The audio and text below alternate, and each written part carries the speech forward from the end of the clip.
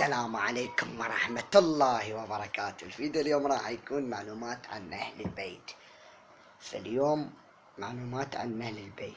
سوينا لايك واشتراك بالقناة، تفعيل زر الجرس، وصلونا 20,000 مشترك إن شاء الله بأقرب وقت.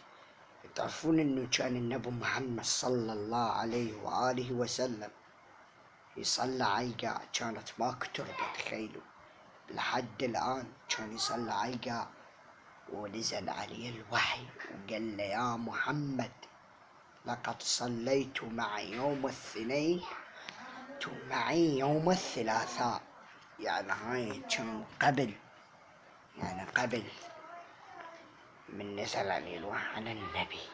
تخيلوا فكانوا كلهم أهل البيت يصلون علقة. وليش ما نصلي على التربة احنا دائما؟ انتم متخيلوا؟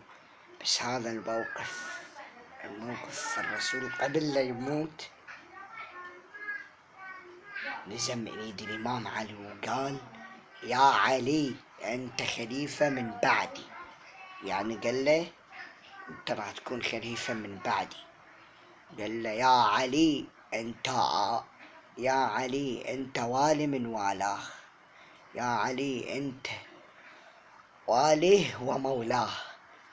كانت انه هاي الرواية ما تتعبر لأكثر أي شخص يا شباب.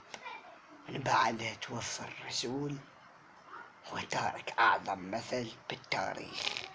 طبعا قبل ما يموت الرسول وصى الناس بحبه، وصى الناس يعني فمن وصى الناس ما التزمت بالصدق، ما التزمت، صاروا ضد النبي. انتم متخيلوا ما التزموا ناس موحدين؟